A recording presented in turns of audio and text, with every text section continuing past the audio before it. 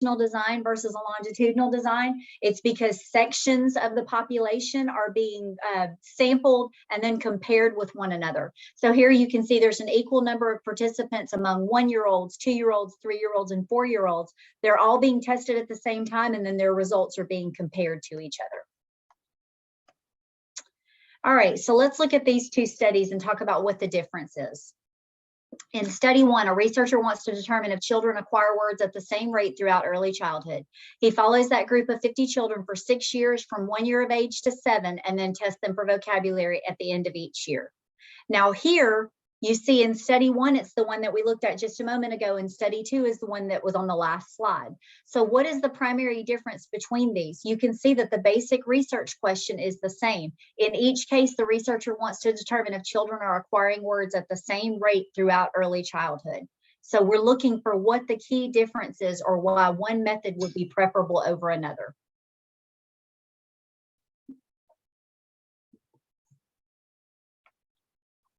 Take just a couple of minutes and you can type directly into that box.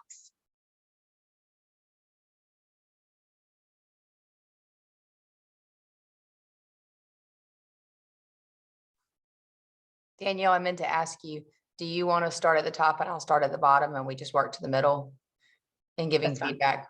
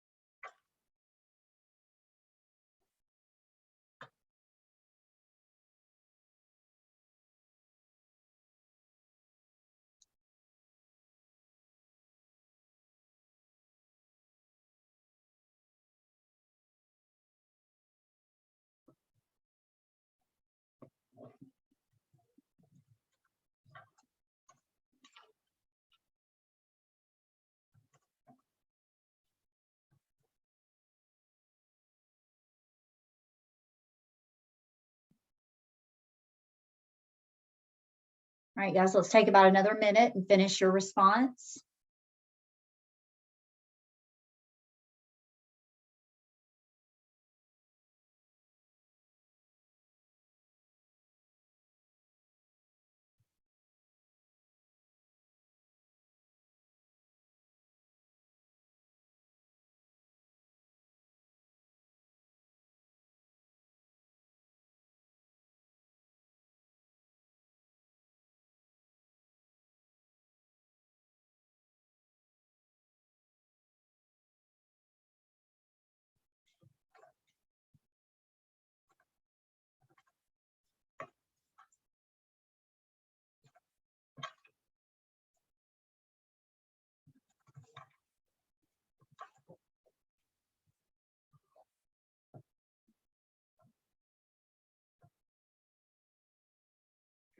All right, so it looks like most of you are coming up with the difference. In study one, we're talking about a longitudinal design, and study two, we're talking about a cross-sectional design.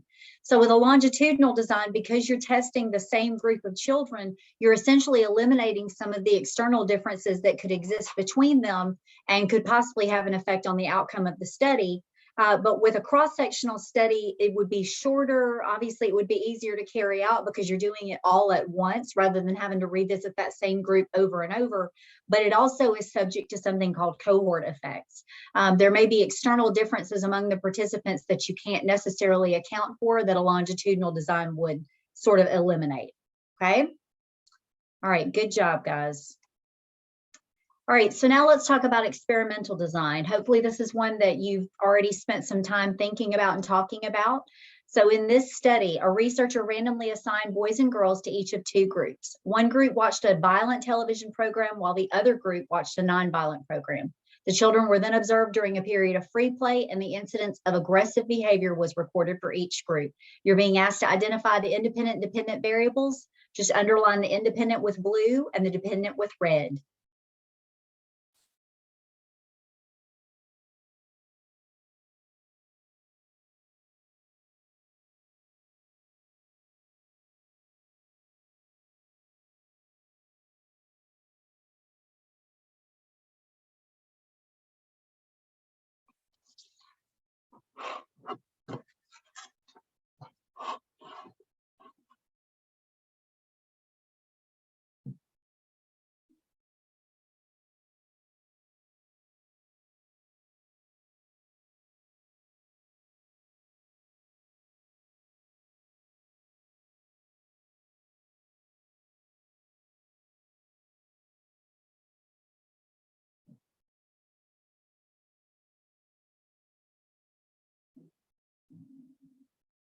All right, I see several of you have responded by marking with both blue and red, but let's think about this.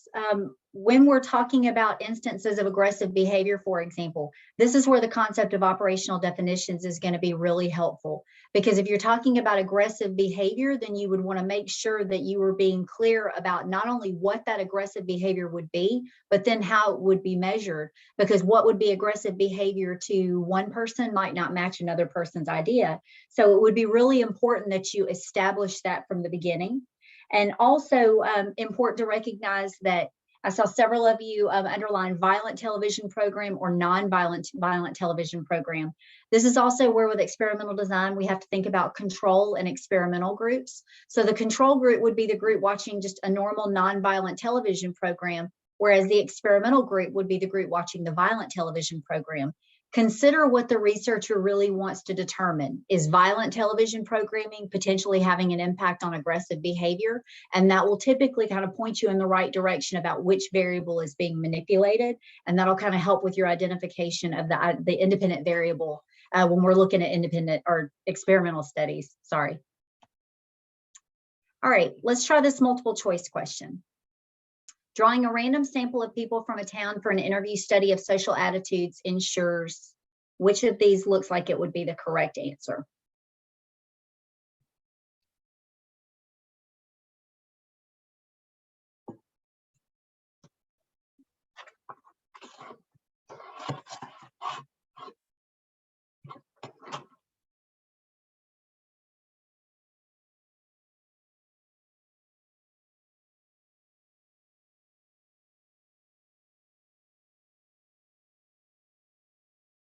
A. So if we look at A, it says each person in the town has the same probability of being chosen for the study. Anytime you're seeing something like same chance of inclusion or same probability of being chosen, that's always going to be a benefit to random sampling. If you look at answer choices B and C, they would actually make it more difficult to draw any conclusions about the attitudes of the town. Okay. All right. So A was the correct answer there. So now let's look at the difference between random sampling and random assignment. Take just a moment and identify which is which based on the graphics in front of you. Now, when we're thinking about a population, remember that's everybody, the entire group that you would want to draw conclusions about. And it can be as broad or as specific as you want it to be.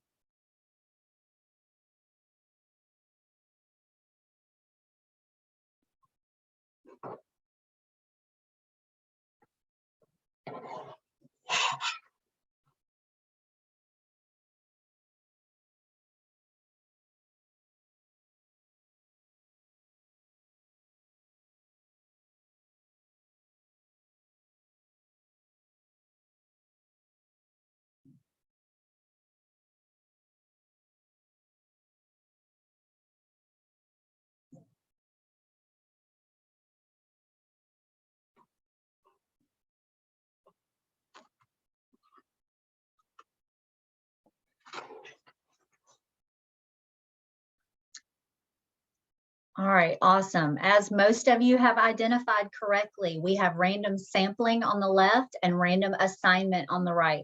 So when we're looking at random sampling, we literally mean the sample that we're pulling from this population. Everybody that's included in this sample has an equal opportunity to be included.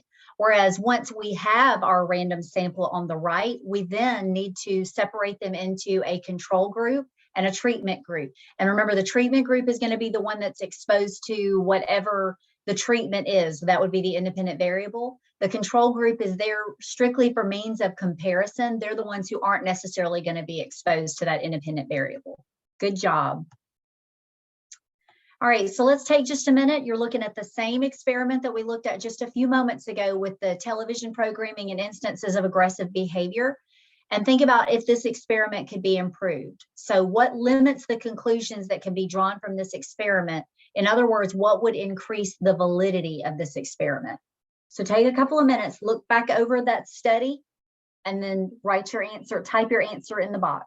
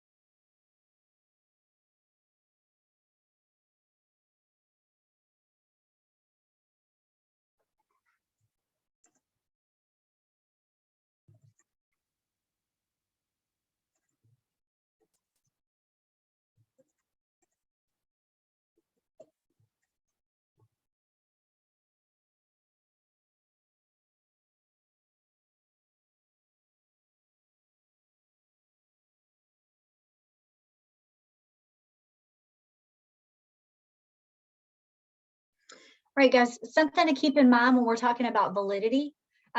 Validity in terms of experimentation is that the experiment is measuring what it's seeking to measure. I see several of you that are correctly identifying that operational definitions or being more specific about what the aggressive behaviors are and how they would be measured would definitely help. And that's true, but it would be more likely to help in terms of something like replication. If someone at a later point wanted to duplicate this study, then obviously it would be really important that they know exactly what was being observed, exactly what was being measured. It wouldn't necessarily help with the validity. Here, the validity could be increased really by using a larger sample size. We want to make sure that we're not only measuring what we're intending to measure, but that the results could then potentially be generalized. So by increasing that sample size, we'd have a much better chance of doing that. All right, let's take a minute and look at this multiple choice question. A double-blind control is essential for which of the following? So take a moment, look through all the answer choices, and then make your selection.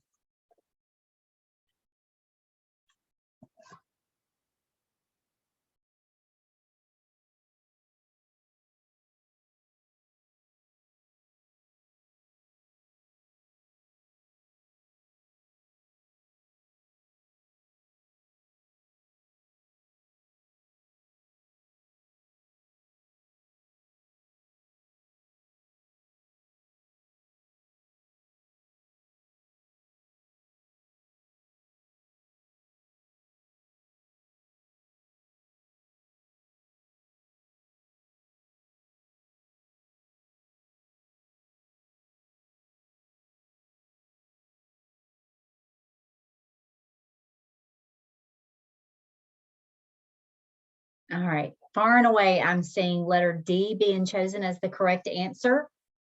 And it is indeed the correct answer. So let's just quickly review what a double-blind control is. In a double-blind control, not only are the participants blind to whether or not they're receiving the treatment, but the researcher would be as well. So that's going to be especially important with any kind of drug or pharmaceutical study, which is what D is describing, because you also want to be able to account for things like potential side effects. So it's really important that it be a double-blind control, like I said, especially in a drug or a pharmaceutical study. Good job.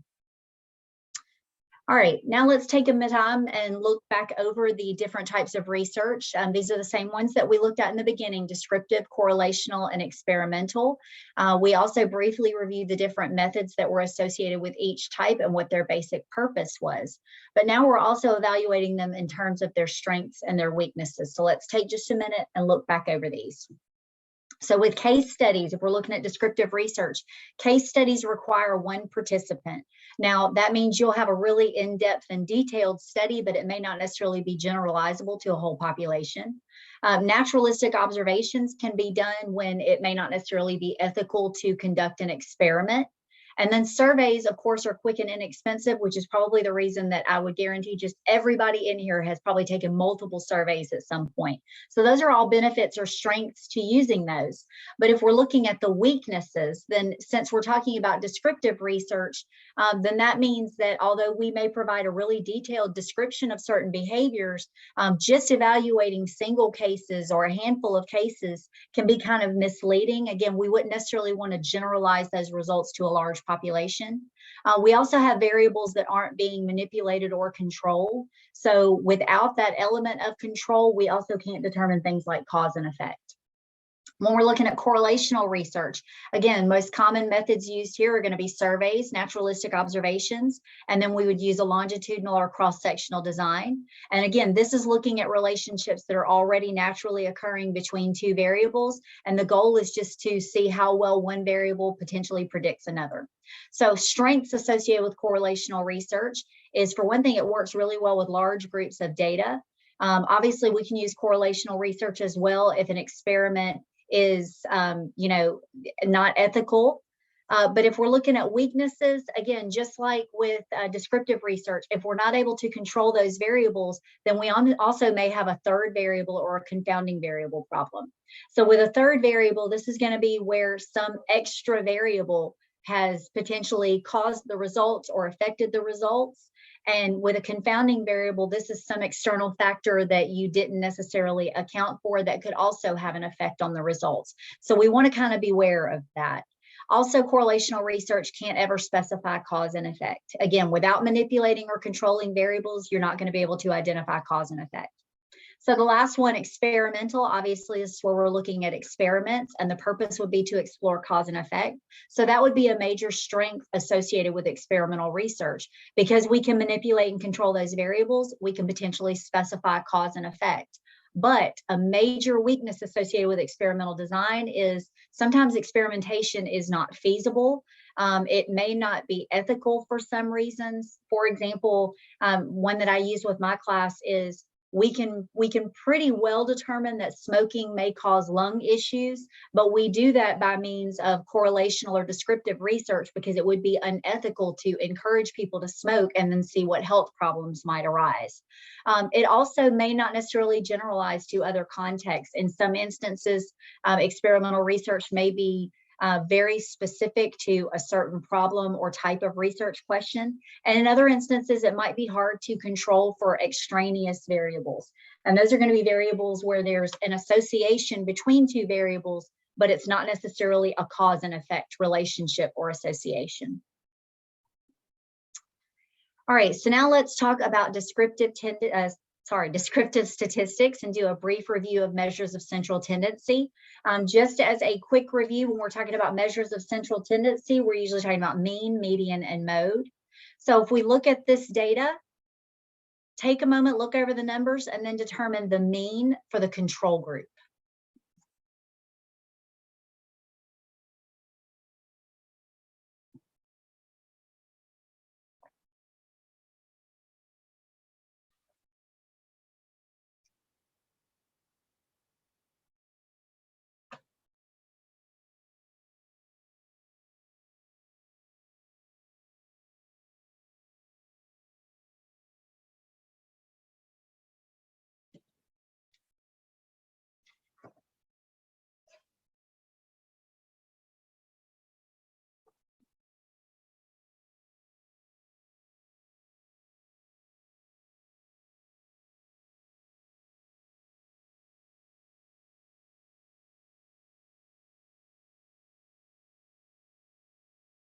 All right, remember we were specifically looking at the mean for the control group, which is down here in pink.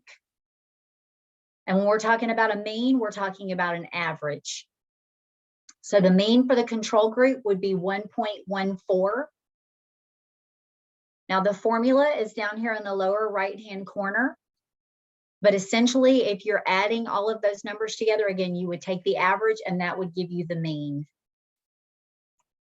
All right, using this same group of data, what is the median for the treatment group? So now you're evaluating the treatment group there in the middle in blue.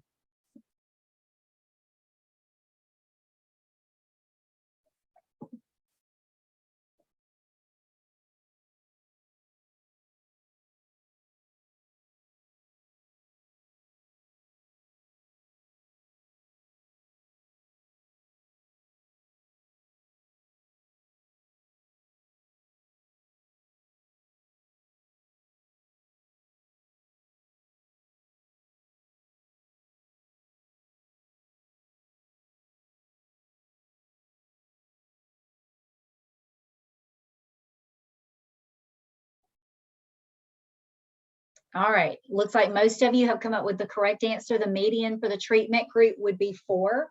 If you take these values and put them in numerical order, remember you're looking for the one that falls right there in the middle, and that's going to be your median value. All right, so when we're looking at median, if we want to take that data set, we always want to arrange those observations in ascending order, meaning going from smallest to greatest. And in that instance, if the number of observations is odd, like let's say you have 7 values, then the median would literally be the middle value. Now, let's say the number of observations or numbers in your data set is even, so maybe 8 instead of 7. In that instance, you would need to take the average of the 2 middle values, and then that would give you your median. All right, last time, let's look at this, these measures of central tendency again. This time, we're looking at the mode for the control group there in pink. So take a moment and determine what that is.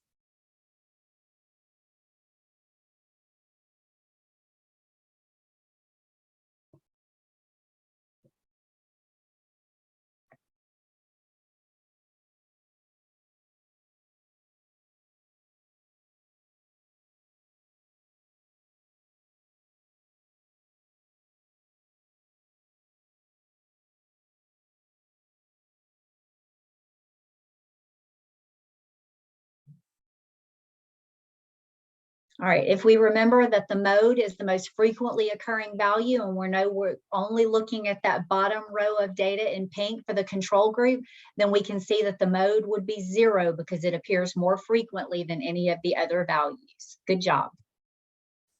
All right, take a moment, look over the graphs, and then determine which of the following is true of the frequency distributions that you see.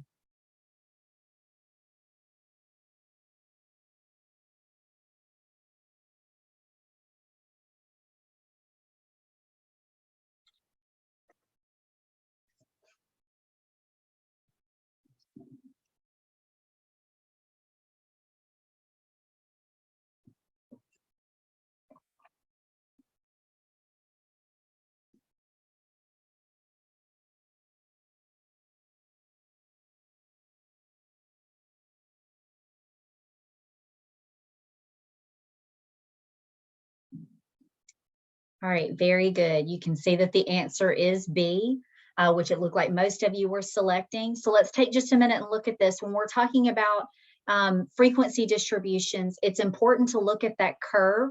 So when you look at distribution B, you notice that the curve is a little more spread out than what you see in A or C. A is a very tight curve and C is relatively tight as well.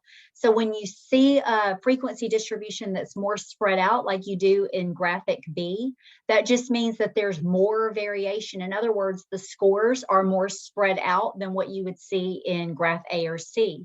Now, if we look at D or E, it's important to note we aren't given any information about standard deviation. So D and E would be two answer choices that you could really throw out right from the beginning. Just kind of a tip to always keep in mind when you're looking at multiple choice questions. You can only use the information that you're given, and you're not given enough information to answer D or E. All right, so when we're talking about standard deviation, essentially what we're really talking about is how spread out scores are, or the measure of how spread out scores are.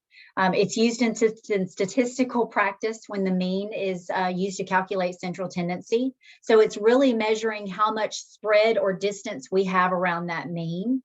If all numbers in a data set were changed in the same way. So for example, let's say I give a test in my AP psychology class and I add 10 points to everyone's score, it wouldn't affect the standard deviation. In other words, the standard deviation wouldn't change because all of the scores would move up 10 points. So I'm not actually changing anything about the distance between each one.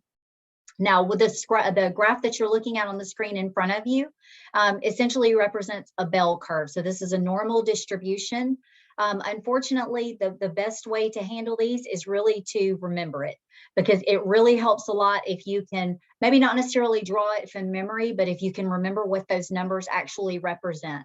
So when we're looking at that bell curve, you can see that there's an equal distribution of scores right around the mean, and the mean is that central point. So in a normal distribution, the mean, median, and mode are all going to be the same score. So if we look, we have 34.1% on either side of that mean, basically telling us that roughly 68% of scores fall within one standard deviation of the mean. They're either going to be one standard deviation below or one standard deviation above. If we spread that out further and get out into the flatter part of that curve, then you can see now we've increased that another 13.6% on either side. So that means roughly 95% of scores fall within two standard deviations of the mean. You can see that's true on either side of that mean. Now, when we get out into the flattest part of the curve, you can see those numbers get much, much smaller as that curve is flattening out. What that's telling you is you have less scores in that range. And you can see that's like 0.1% at the flattest part of the curve. So the further you get away from that mean and the flatter the curve is, that just means you're going to have less scores falling within that range. All right, take a minute and look at this distribution and briefly identify what the problem with it is. Obviously, this one looks a little different from the one we just looked at.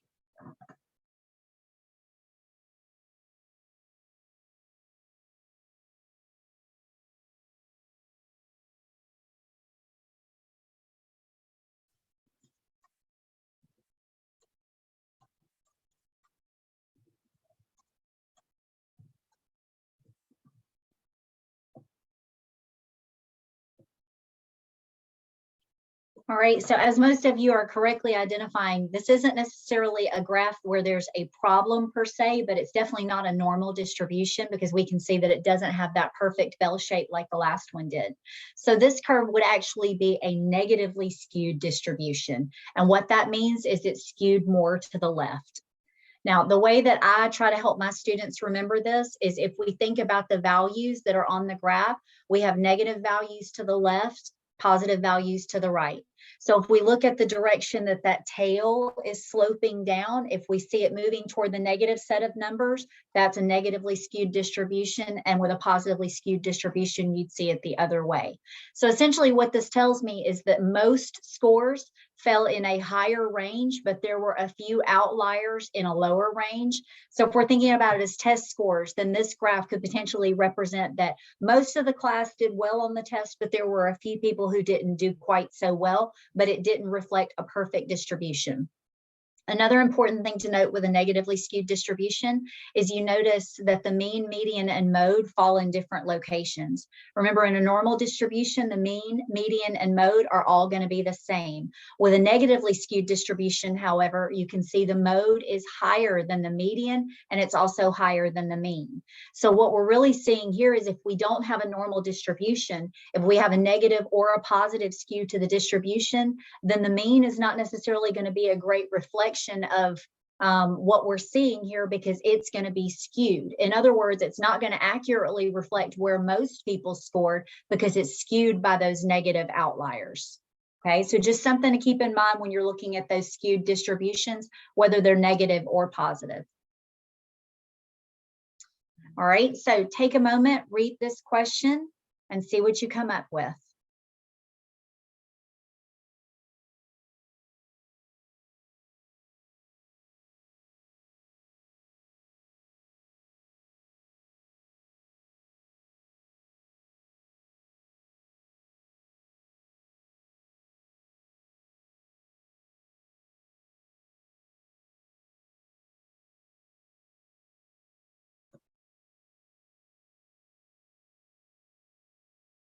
Great job. Just about everybody correctly identified that would be a positive skew. So again, if we look at the wording of the question, we can see this is the opposite of what we were just talking about. Good job. All right, so now that we're looking at all three of them together, you can more clearly see where those skews are happening. Obviously, we have the normal distribution in the middle, and that would mean there's no skew. The mean, median, and mode are all the same. But if we look at graph A, you can see that the data is skewed in a negative direction, meaning those outliers are in the negative space. So it's taking that graph more in a negative direction. Whereas with a positive skew, the majority of scores would be in the negative range, but here we have positive outliers. So it's really important to note what that does or how that affects those measures of central tendency. And standard deviation is also greatly affected by these outliers. Because again, with a normal distribution, we have that equal number in terms of deviations away from the mean, but we don't see that in either a negative or a positive skew.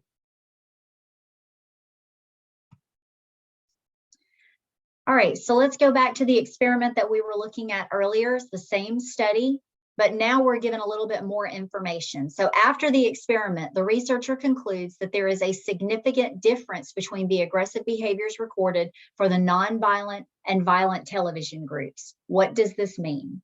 So take just a moment and identify what you think this difference could possibly mean or result in.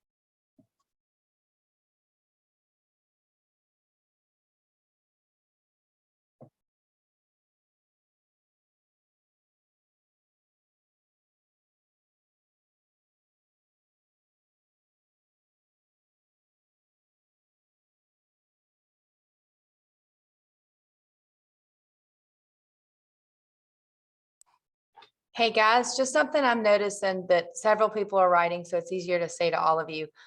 Remember, this is an experiment where there's random assignment.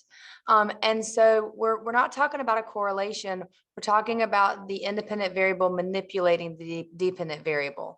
And so while there might be a cause and effect relationship, this is an experiment. And so they are looking at the change caused by the independent variable.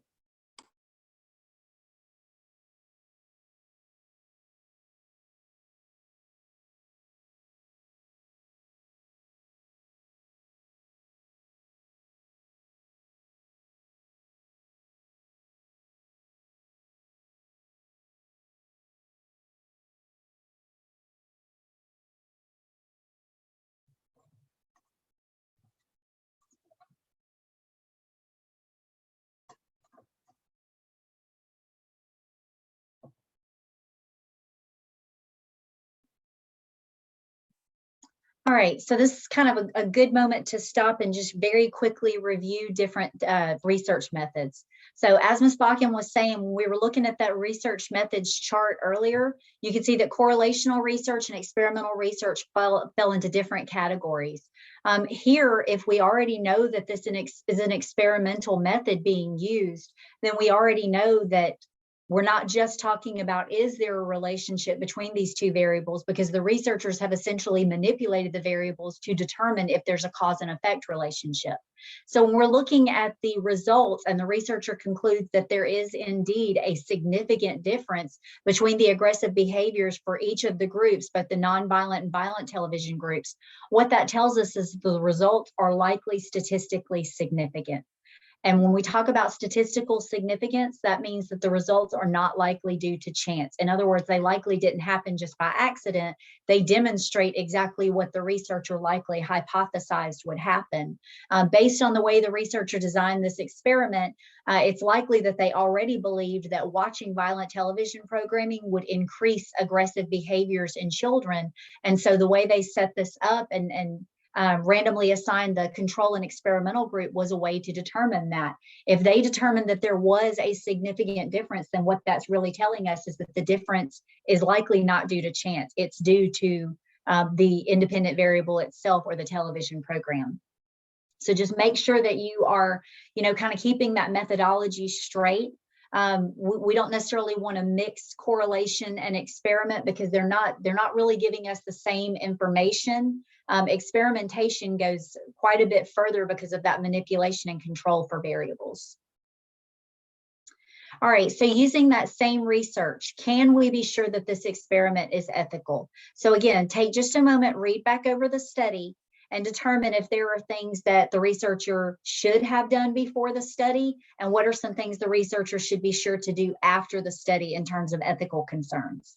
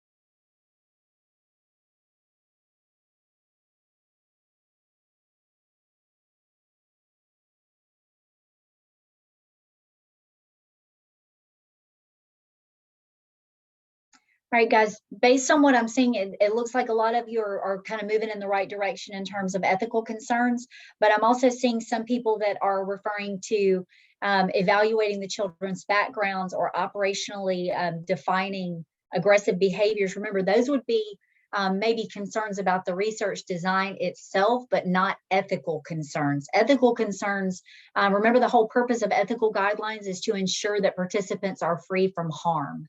So kind of let that be the focus in your responses.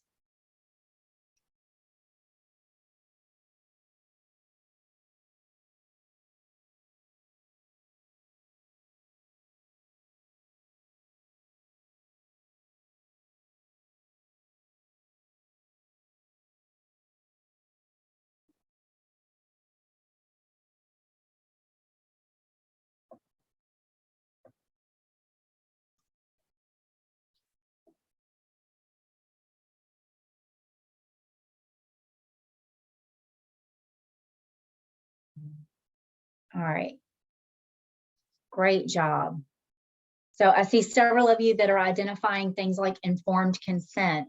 Since these are our children and we assume they're minor children, that informed consent would of course need to come from the parents or guardians. So I definitely saw some of you refer to that.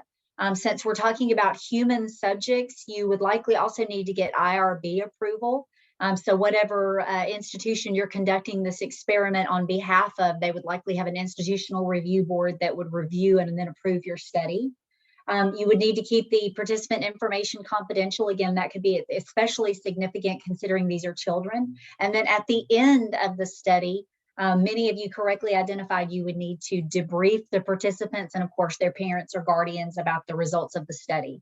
I also saw some people who identified that you would have to have voluntary consent, meaning that the participants are voluntarily participating in the research, but they can also leave at any point, even once the study has begun. Great job. All right, take a moment, look over this question.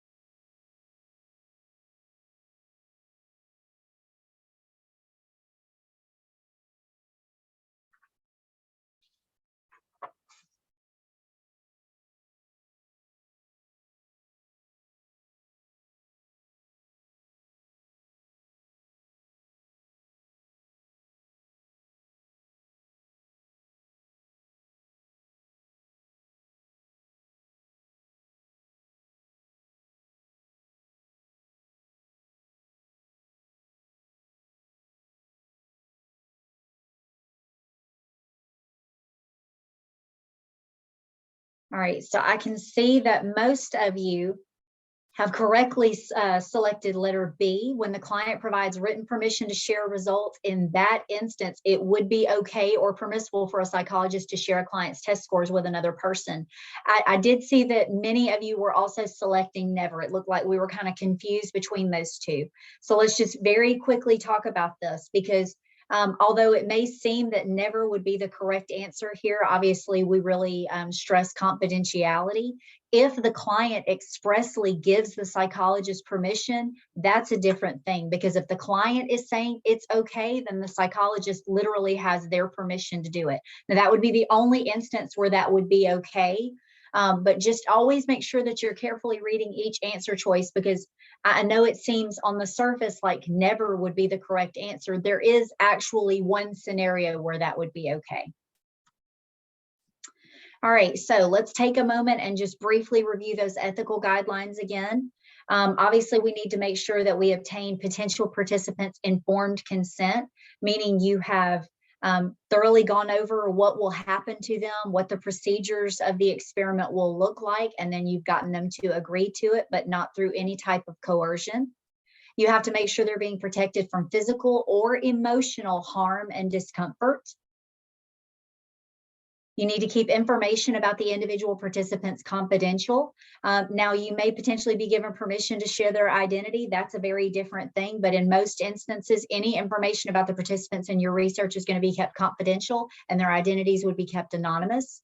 And then at the conclusion of the research, you would want to make sure that you debrief the participants, essentially went over the results of the study. You want to make sure that they understand exactly what was happening. Now, at this point, this is where participants would know exactly what was done in the study and what the actual purpose was for, especially if there was any level of potential deception involved in the experiment itself. All right, so now that we have done some multiple choice practice, let's take a few minutes and do some free response practice. Obviously, the FRQ portion of the exam is pretty important. So let's quickly look over some general rules for writing FRQs. When we say answers must be cogent enough for meaning to come through, what that means is you've given enough information that whoever's reading your exam can determine pretty closely what you actually meant. Your spelling is not going to count against you as long as it's close enough that the reader can be pretty certain of what word you intended. Okay. You can only earn points if you clearly convey what part of the question you're answering. So if you decide to skip around, for example, please make sure that your numbering or ordering is staying consistent with the prompt so that the reader is certain which part of the question you're answering. Because if you go out of order and don't do that, it's not really on the reader to determine what you might have meant and for which part of the prompt. The response has to apply the concept to the prompt. Just giving the definition, it's great to know the definitions. Obviously, vocabulary is a huge part of AP Psychology, but the definition alone is not going to be enough to earn the point. Now, if we are talking about within a bulleted question part or numbered question part, you're not going to be penalized for giving misinformation unless it is a direct contradiction. So when we're talking about contradiction, literally it means you kind of can't have it both ways. You can't necessarily say it's this and this if those two things directly contradict each other. In that instance, the point would not be earned. You also want to make sure that you are actually sticking to the scenario of the prompt. I like to say this is like going rogue. You don't want to go rogue. If the prompt is given to you, then that's the prompt that you're being asked to use to apply those concepts to. Your teacher might give you some great examples that you think work really well with these concepts, but if you put those instead of applying those concepts back to the prompt, you're not going to be able to score the points. So just please always make sure that you're keeping those considerations in mind. All right, another important thing, read the entire question before you start to write. It may be something you're already very familiar with and you get kind of excited and want to start jotting your ideas down. Please make sure you're reading that whole question so that you don't miss anything important or you don't misread instructions. Again, you don't have to answer the question in any particular order, but you do need to make it absolutely apparent to your reader which part of the question you are responding to.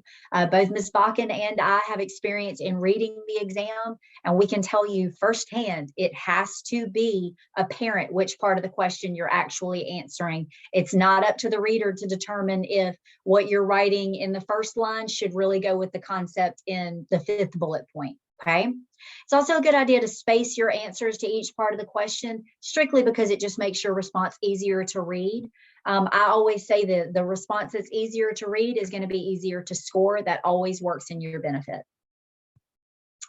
All right, so let's look over this FRQ prompt, and then you're going to have several minutes to respond. Now, this is only part of an FRQ response.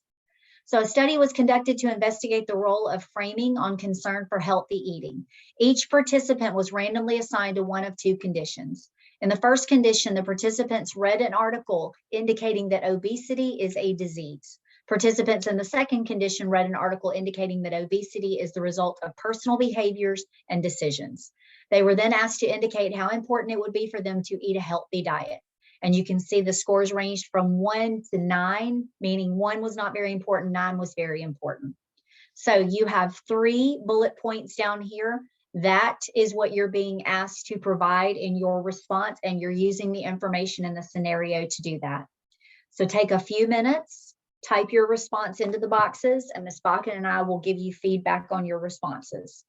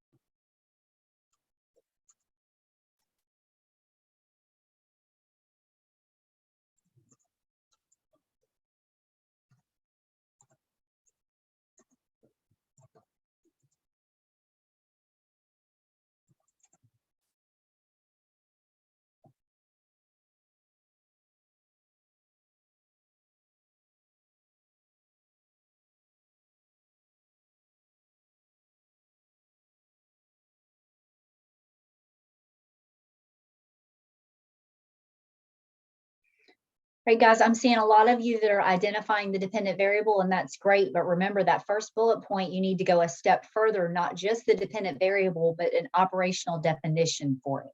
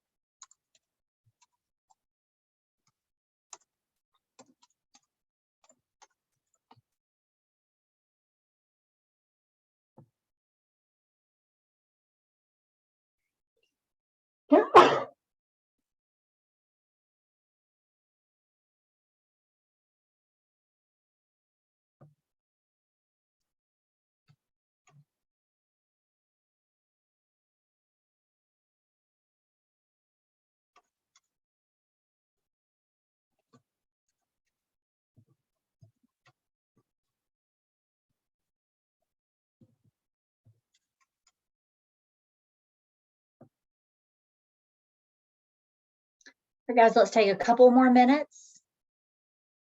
Finish up your responses. I see several of you that are almost done.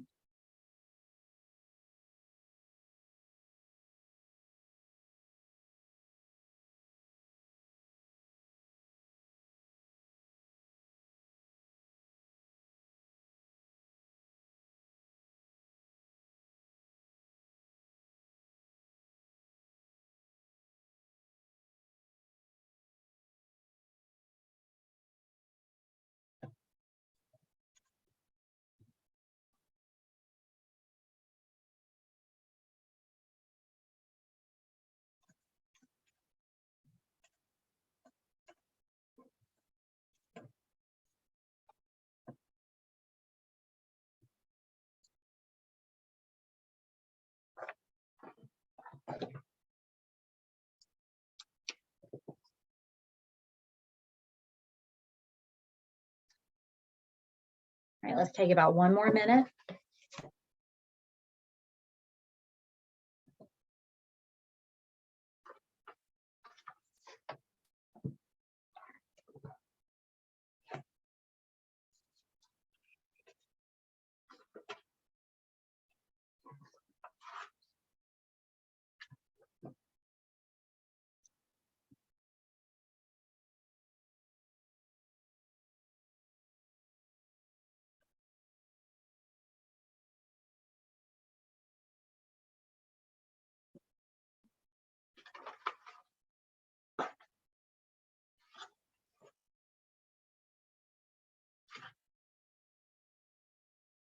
All right, first I want to say, in looking over the responses, I was really pleased to see how many of you correctly identified the dependent variable in the study. That's obviously very important.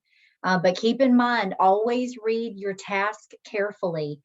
In bullet point 1, you do need to know what the dependent variable is, but you're actually being asked to operationally define it. So if you're not providing that operational definition, just identifying the dependent variable alone wouldn't be enough to score the point. So just make sure that you're really carefully reading the task that you're being given. Daniel, All right. can I add something really quickly about that? Sure. I tell my students with operational definition, we talk about why you need operational definitions for replication purposes, and so that we're all clear about what aggressive TV is. But I always tell them it should be observable and measurable. So I keep that kind of in their back pocket, if to be observable and measurable. And then also the other thing is, note in your prompt, if the test gives you more details, it's probably there for a reason. So the fact that they went on to say that the participants were asked to mark on a scale, a rating scale of 1 to 9, that's probably a little bit of a signal that that's important information. So pay attention to any additional details if you notice them in the prompt. So if we're looking at how point 1 is scored, you can see the red box drawn around the text of the prompt. Participants were asked to indicate how important it would be for them to eat a healthy diet. Now, several of you correctly identified that as a dependent variable, but we're really looking at their ranking. So if they gave it a score from 1 to 9, that measurement would be the operational definition of that dependent variable, because if you indicate that they provided a score or a rating as to how important it is for them to eat a healthy diet, then you're identifying what that operational definition is, or you're providing an operational definition for the dependent variable. Just saying things like they would need to measure the dependent variable or give their opinion about how important it would be for them to eat a healthy diet isn't going to be specific enough to score the point, because your point is going to be earned by explaining that the dependent variable is being measured as that score range from 1 to 9 by the participants. Okay. All right, and looking at point 2, it looked like several of you correctly identified what makes this study experimental rather than correlational. First, we know that this study is experimental because participants were randomly assigned. You were told that each participant was randomly assigned to one of 2 conditions. That's an earmark of experimental studies. There's no manipulation of a variable if they're not being assigned to a group. Okay. Now, I did see a few of you that referenced just cause and effect alone. As you can see, that really wouldn't be enough to score the point, because it's not specific enough as an indication about what elements or features of this study make it experimental rather than correlational. So just make sure that you're always being as specific as possible and trying to tailor your response to exactly what you're being asked, because if you just discussed manipulation without actually mentioning manipulation, then you would have to also identify or describe how those conditions are different. So if you're trying to kind of like backdoor your response, so to speak, or sort of take the long way around to it, just make sure that you're always giving enough information that the reader can determine your meaning. Remember that general consideration that your answer is cogent enough for the reader to decipher your meaning. All right, point 3. You are asked, what is the most appropriate conclusion the researchers can draw about the relationship between the variables? So here, your response needed to include the 3 elements: the reference to the study's independent variable, the dependent variable, and then the connection between them with something about cause and effect. So using that causal language. So some examples of wording that would score. Reading that obesity is the result of personal behavior makes people have more concern with healthy eating than if they read obesity is a disease. So here you can clearly see there's a reference to the independent variable, the dependent variable, and then how the 2 are connected. It also references those 2 different groups because you have the one group who was led to believe that it was a result of personal behavior, and the other group who read an article about obesity being a disease. If you're using if-then statements, that's also usually a really good signal to the reader that you are referencing that cause and effect statement or that cause and effect connection. You wouldn't be able to just have like a general mention of the independent and dependent variables, especially if you don't reference the study at all, if you don't indicate that causal connection between them. Notice that 4th bullet point, do not score references to correlation. This touches on what Ms. Bakken and I were talking about earlier in the presentation. Since you know this is an experimental study and you've been given that explicit information, and bullet point 2 even asks you to distinguish between the experimental and correlational design, you couldn't contradict yourself and come back and say that this is a correlational study or make any other references to correlation without jeopardizing that point. So again, just make sure that you are reading the prompt, obviously, that's very important, but that you're also reading the task that you're given and you understand what you need to do. All right, so we are wrapping up. We're at the tail end of our presentation on research ethics and statistics. So you'll see the same statements that you had at the beginning. If you would, just drag that check mark to what you're feeling right now.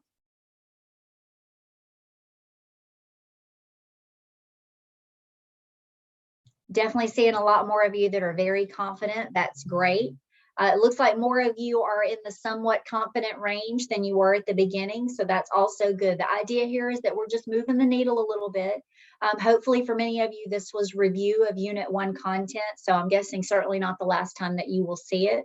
But as I always stress with my students, it's important to keep revisiting these concepts because you know you're going to potentially see all of this material in May when you take the AP exam. So it's always a good idea to keep brushing up on this information and keeping it fresh. All right, guys. Ms. Bakken and I would love to know how we did. So if you would, please use this Google form to give us feedback. And I think Ms. Bakken is also going to place that link in the chat window so you can visit it there as well. It'll just take a couple of minutes of your time, but again, we certainly appreciate it. Hopefully you enjoyed this. This is our very first study session of the year for AP Psychology. So hopefully Ms. Bakken and I did okay with that. If you have any questions, you know, this might also be a good opportunity for you to have some specific topics for you to take back to your teacher, or specific questions about the material, especially if it's material you've already covered. Once you have responded to the Google form, please feel free to enjoy the rest of your evening. Please remember there are additional study sessions Thursday evening at 7 and then again Saturday morning at 10. You're welcome to attend the same session more than once. Have a good night.